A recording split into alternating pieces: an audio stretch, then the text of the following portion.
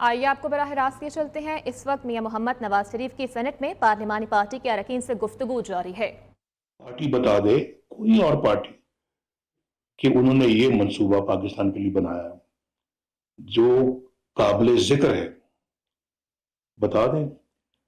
وہ جو جنگلہ بس کہنے والے، خود جنگلہ بس بنا کے تو اربوں روپے کھا کے تو غائب ہو گئے سین سے۔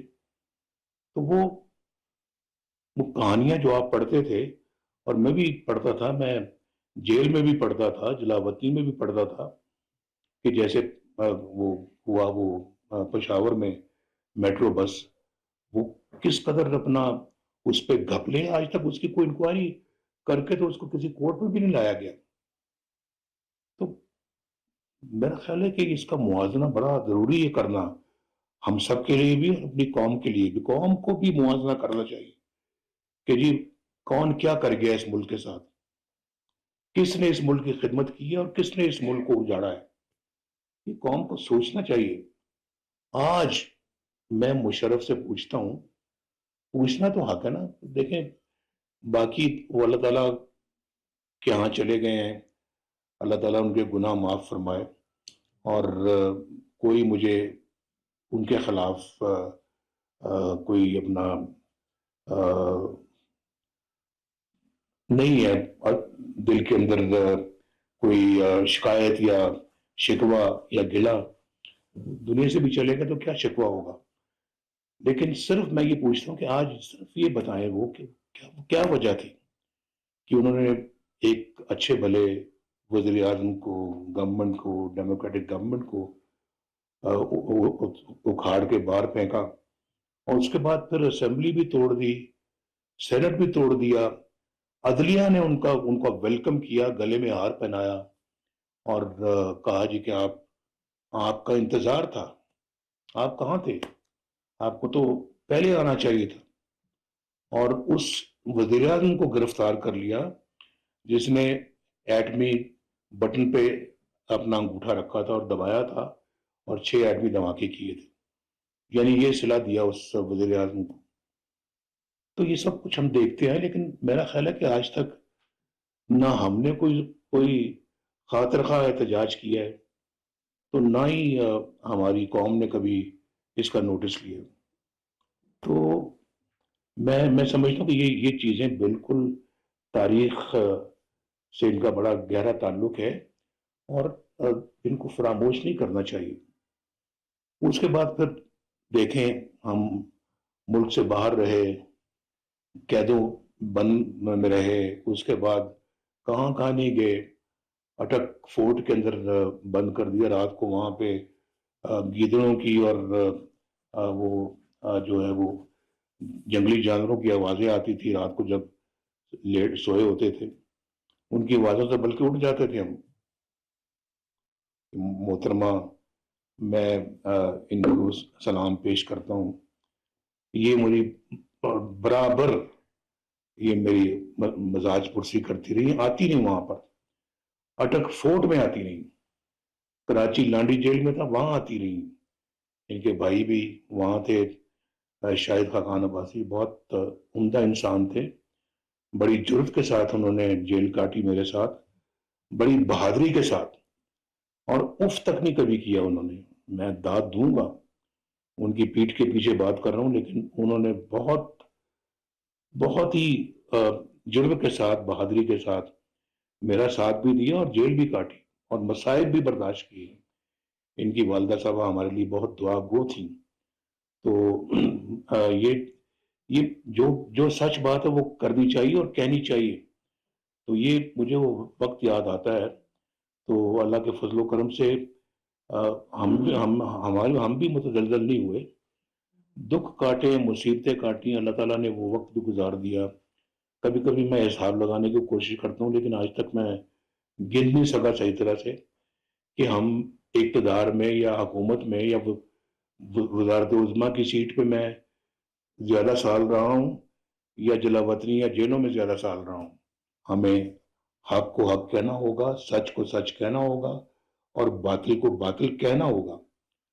اور جو لوگ اندھا دھند باطل کے پیچھے بھاگتے ہیں، یہ نہیں دیکھتے کہ یہ ملک کے ساتھ کیا کیا سلوک کر گیا ہے. پاکستان کے اندر غریب لوگوں کا جینا مشکل کر دیا ہے, مہنگائی کو آسمان پہ لے گیا ہے, اور پھر نہ روٹی میسر نہ سالن میسر ہے, نہ بجلی میسر ہے تو بہت اونچے ریٹ پہ. یہ کیا میں چھوڑ کے گیا تھا اونچے ریٹ پہ بجلی؟ میں تو انتہائی سستے ریٹ پہ بجلی کو چھوڑ کے گیا تھا, اور میں تو پورے ملک کے اندر گھر گھر بجلی الحمدللہ پہنچا کے گیا تھا. میں خود نہیں گیا تھا, مجھے نکالا گیا تھا, اور اگر وہ نہ نکالتے تو آج شاید ملک کے اندر بے روزگاری کا نام نہ ہوتا, ملک کے اندر غربت کا نام نہ ہوتا. اللہ تعالیٰ کرنے والا ہے. میں اللہ تعالیٰ کے فضل و کرم سے کہہ رہا ہوں کہ جس منصوبے پہ اور جس ایجنڈے پہ ہم کام کر رہے تھے, تو میں سمجھتا ہوں کہ اس ملک کے اندر ان چیزوں کا کوئی نام نہ ہوتا آج تک. آج وہ ہم واقعی G20 میں بلکہ اس سے بھی آگے نکل گئے ہوتے. آج ہمیں کسی IMF کی ضرورت نہ ہوتی. اور یہ جو IMF کی جب بات آتی ہے, حالانکہ میں خود کوئی IMF کے سہارے ڈھونڈنے والا بندہ نہیں ہوں, لیکن انہوں نے جو IMF کے خطوط لکھے اور کوشش کی کہ یہ IMF نہ آئے تاکہ یہ حکومت یا یہ ملک بیٹھ جائے. یعنی دوبارہ ہم تو IMF کو, دیکھو یہ بھی سننے والی بات ہے, ہم نے تو IMF کو خدا حافظ کہا تھا, یہ اس کو دوبارہ لے کر آئے. ہم نے تو کہا تھا, اور IMF نے خود کہا تھا کہ اب شاید پاکستان کو دوبارہ IMF کی ضرورت نہیں ہوگی اور ضرورت نہیں پڑے گی, اور انہوں نے بھی کہا تھا. لیکن دوبارہ پھر IMF کیوں آیا؟ اور آج اتنی بڑی بڑی شرطیں وہ لگا رہے ہیں, وہ شرطیں مانی جائیں تو پھر غریب کے لیے مصیبتیں کیوں نہیں پیدا ہوں گی؟ اللہ تعالیٰ کا شکر ہے ان سب چیزوں کے باوجود کہ حالات میں اتنے خراب حالات میں ہم نے عنان حکومت سنبھالی ہے, تو آج ماشاءاللہ مہنگائی بھی کم ہو رہی ہے. آج ماشاءاللہ چیزوں روزمرہ کی جو اشیاء ہیں ان کے ریٹ بھی کم ہو رہے ہیں. آج اللہ تعالیٰ کے فضل و کرم سے اسٹاک مارکیٹ انپریسیڈنٹڈ لیولز پہ پھر جا رہی ہے. آج پاکستان کے اندر ایک لوگوں کے اندر کچھ تھوڑا سا سکھ کا سانس آنا شروع ہوا ہے. تو میں جس کے لیے شہباز صاحب کو بھی شاباش دوں گا, بہت بڑی محنت سے کام کر رہے ہیں اور بہت خلوص نیت سے کام کر رہے ہیں, اور بالکل انہوں نے دن رات ایک کیا ہے. میں مریم نواز شریف کو بھی شاباش دوں گا کہ بھی ماشاءاللہ دن رات محنت کر رہی ہیں, ہر جگہ اللہ تعالیٰ کے فضل و کرم سے پہنچ رہی ہیں, لوگوں سے مل رہی ہیں, گھل مل رہی ہیں, اور آٹے کی قیمت, گندم کی قیمت اور آٹے کی قیمت جو ہے وہ نہیں بڑھی. اس میں ان کا بھی بہت بڑا کردار ہے, اور شاباش کے مستحق ہیں. یہ کچھ چیزیں ہیں جو ہم نے کی ہیں تو ان کے اثرات آئے ہیں الحمدللہ. کچھ چیزیں ویسے ان کی ریٹس گرنے شروع ہو گئے ہیں. تو میں نے کہا تھا ابھی جہاں جنرل کاؤنسل کی میٹنگ میں, یہ ثبوت ہے اس بات کا کہ اللہ تعالیٰ آپ کا ہاتھ پکڑ رہا ہے, اور آپ نیک نیتی کے ساتھ کام کریں گے, خلوص نیت کے ساتھ کام کریں گے, تو آئندہ بھی اللہ آپ کی مدد کرے گا. آئندہ بھی اللہ تعالیٰ آپ کی محنت کو رائے گا نہیں جانے دے گا. اور انشاءاللہ یہ اللہ تعالیٰ کا اصول ہے, یہ قرآن پاک میں بھی لکھا ہوا ہے, اور احادیث میں یہ باتیں ہیں, تو وہ کیسے غلط ہو سکتی ہیں؟ نعوذ باللہ. تو جو یہ کر رہے ہیں اسی طرح سے کرتی چلی جائیں, جو شہباز شریف صاحب کر رہے ہیں وہ بھی کرتے چلے جائیں, تو یہ ملک بحرانوں سے انشاءاللہ بہت جلد باہر نکل آئے گا. اور ایک گڈ فیل فیکٹر جو کہ جس نے آغاز اب دوبارہ جنم لیا ہے, وہ انشاءاللہ بہت حد تک انشاءاللہ دوبارہ ریسٹور ہوگا. تو آپ ہمیں تانا دیتے ہیں. ڈیموکریسی کو خود آپ نے تباہ و برباد کیا اس ملک کے اندر. آپ ہمیں اس کا مجرم ٹھہراتے ہیں. ہمارے زمانے میں تو ہم تو آپ کے گھر چل کے گئے تھے. ہم تو مجھے ضرورت نہیں تھی جانے کی. وہ میں ووٹ مانگنے نہیں گیا تھا اس سے. اور میں اس کو میں یہ نہیں کہنے گیا تھا کہ آؤ اسمبلی میں آپ مجھے ووٹ آف کانفیڈنس دو یا میری مدد کرو یا میں پھنس گیا ہوں آؤ ہمیں اس سے نکالو. میں چل کے گیا تھا آپ کے پاس کہ آؤ مل کے کام کریں. محترمہ بینظیر بھٹو نے اور میں نے ہم نے ایک چارٹر آف ڈیموکریسی پہ دستخط کیے تھے. اور یعنی وہ بھی لڑتے ہیں الیکشن, ہم بھی لڑتے ہیں الیکشن. وہ ان کی میجورٹی آئے تو وہ گورنمنٹ بناتے ہیں, ہماری آئے تو ہم بناتے ہیں. نہ آئے تو ہم اس قدر دور نہیں ایک دوسرے سے کہ ہم مل کے گورنمنٹ نہ بنا سکیں. ہم جمہوریت کو برقرار رکھنے کے لیے, مضبوط کرنے کے لیے ہم آپس میں مل کے گورنمنٹ بھی فارم کر لیتے ہیں اور گورنمنٹ چلاتے ہیں. یہ ہے حسن ڈیموکریسی کا. تو میں تو آپ کو اسی ڈیموکریسی کے اندر میں لانے کے لیے آپ کے پاس گیا تھا.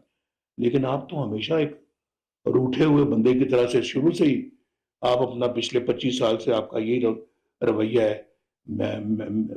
میں یہ کر دوں گا, میں وہ کر دوں گا, میں تمہیں جیل میں ڈالوں گا, میں تمہیں نہیں چھوڑوں گا, میں نواز شریف کے کمرے سے میں ایئر کنڈیشنر اتار لوں گا. اب تم جیل میں ہو, میرا تو کبھی دھیان بھی نہیں کیا تمہارے ایئر کنڈیشن کی طرف. تم نے ایک کی بجائے 2 لگوا لو, مجھے کوئی اعتراض نہیں ہے. لیکن اپنا یہ میں اس طرح کا بندہ نہیں ہوں, ورنہ کہ میں دل میں اس طرح کی کینہ پروری کروں یا کینہ رکھوں یا عداوت رکھوں یا میں کو بدلہ یا انتقام کی سیاست کروں. تم نے تو کچھ چھوڑا, جا کے کہاں کہہ رہے ہو امریکہ میں کہ میں نواز شریف کے قید خانے سے میں اترواؤں گا میں ایئر کنڈیشنر. تو پرائم منسٹر اس طرح کی باتیں کرتے ہیں. آئی جی میں تمہیں جیل میں ڈالوں گا. وہ وزیر اعظم نواز شریف میں تمہیں پرائم منسٹر ہاؤس سے تمہیں میں کھینچ کے لے کے آؤں گا. یہ دھرنے میں کہا انہوں نے کہ ہم اپنے ایجنڈے کو, جو ایجنڈا ہم نے 1990 میں شروع کیا تھا, اس ایجنڈے پہ دوبارہ گامزن ہو, اسی کو دوبارہ شروع کرے. میں مریم کو کہتا ہوں جی کہ پنجاب کے اندر جتنا بھی پیسہ ہے آپ کے پاس وہ غریبوں کی ویلفیئر پہ لگاؤ. جو غریب جو پچھا سب سے پہلے اس کا حق ہے. میں شہباز شریف صاحب سے بھی یہ کہتا ہوں اور میں یہی کہتا ہوں جی کہ ان لوگوں کا پہلا حق ہے. ایسا کوئی نظام لے کے آئیں, بیٹھیں, سستی بجلی لوگوں کو پرووائڈ کریں. سستی بجلی, اگر آٹا سستا ہوا ہے اللہ کا بڑا شکر ہے, گھی سستا ہوا ہے بہت اللہ کا شکر ہے, ڈیزل پٹرول سستا ہوا ہے اللہ کا بہت شکر ہے, سبزیاں سستی ہوئی ہیں اللہ کا بہت شکر ہے. اور کیا سستا ہوا ہے؟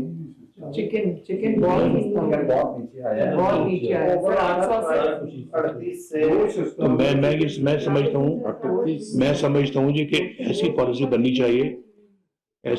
بننی چاہیے کہ ہمارا ملک کے اندر بجلی سستی آئے, گیس سستی آئے. ان 2 چیزوں پہ فوکس ہونا چاہیے حکومت کا. اور آپ ماشاءاللہ سینٹ میں بیٹھے ہوئے ہیں, آپ بھی وہاں پر ان چیزوں کے لیے آواز اٹھائیں. صدر نون لیگ میاں محمد نواز شریف سینٹ میں پارلیمانی پارٹی کے اراکین سے گفتگو کر رہے تھے. ان کی جانب سے کہا گیا کہ مجھے اپنی قوم بہت عزیز ہے.